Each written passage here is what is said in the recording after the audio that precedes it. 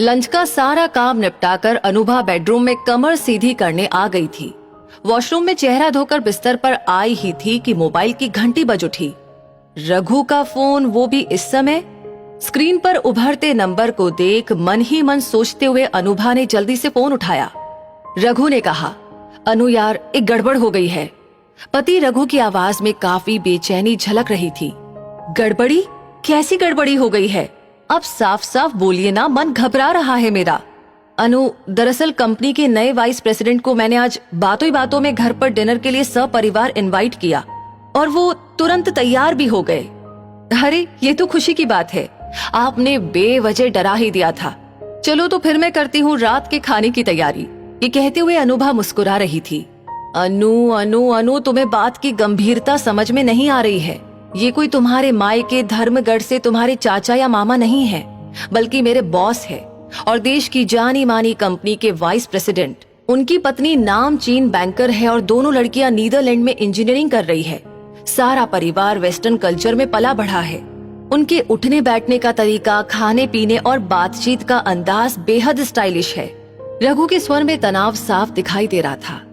अनु ने वैसे तो इतिहास में एमए किया हुआ था, पर वो शुद्ध देहाती माहौल में पली बढ़ी थी। पिता और भाई खेती बाड़ी से जुड़े थे। अंग्रेजी में बातें करना या फिर कांटे की चम्मच से खाने का अंदाज उसे बिल्कुल नहीं पता था। पहनावे में शादी से पहले सलवार कमीज और शादी के बाद साड़ी पहनना ही घर की परंपरा रही थी। तो रघु के परेशान होने का कारण तो अनुभा को समझ आ गया था, पर खुद उसे मेहमानों के स्वागत में कोई भी कठिनाई नहीं दिखाई दे रही थी। अनुभा ने कहा, आप बिल्कुल चिंता ना करें, बस मैं किचन के कुछ सामान की लिस्ट आपको भेज देती हूँ, आप आते समय लेते आइए। अब जब उन्होंने आने का बोल ही दिया है तो स्वागत तो करना ही है। अनु ने रघु के तनाव को कम करने का प्रयास किया था। फोन रखने के बाद भी रघु उन पलों की कल्पना करके कांपा जा रहा था जब इतने ऊंचे लोग उसके घर में होंगे और अनुभा जैसी महिला देसी तरीकों से उनका स्वागत करेगी। पर तीर कमान से निकल चुका था। रघु ऑफिस से जल्दी ही निकल गया था ताकि अनु के मंगवाए सामान को लेकर जल्दी ही घर पहुंच जाए। सामान लेते समय भी रघु के दिमाग में कई तरह की आशंका चल रही थी।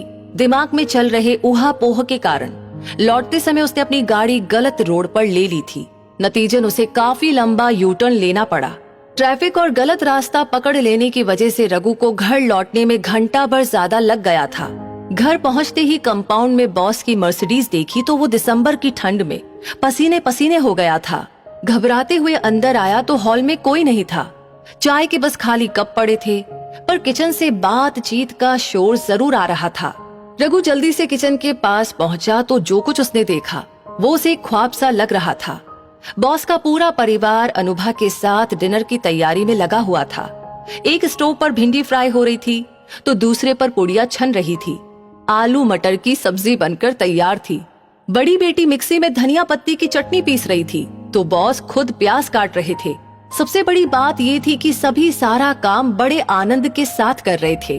अनुभा बड़ी सहजता के साथ सबको बताती जा रही थी कि किसमें कितना मसाला डालना है, भिंडी कितनी देर फ्राई करनी है, अदरक कहाँ रखा है और काला नमक किस डिब्बे में है।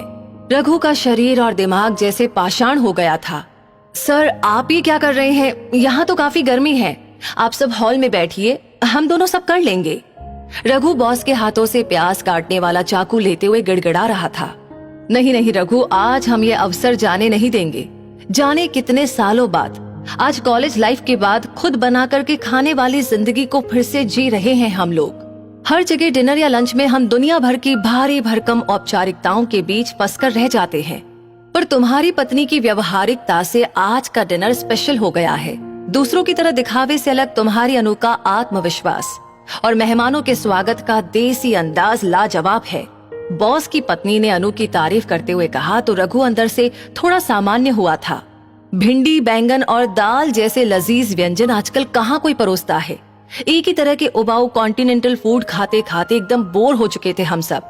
बॉस की दोनों बेटियां भी बेहद खुश होकर बताने लगी थी, रघु महिलाओं को किचन संभालने दो और हम दोनों चलो हॉल में एक चादर बिछा लेते हैं।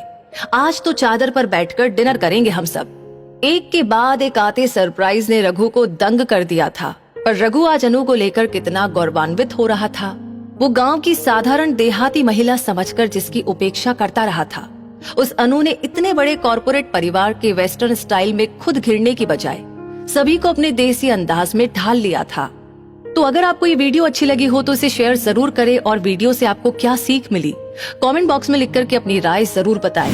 और ऐसी ही और वीडियोस देखते रहने के लिए हमारे पेज को फॉलो करना न भूलें। धन्यवाद।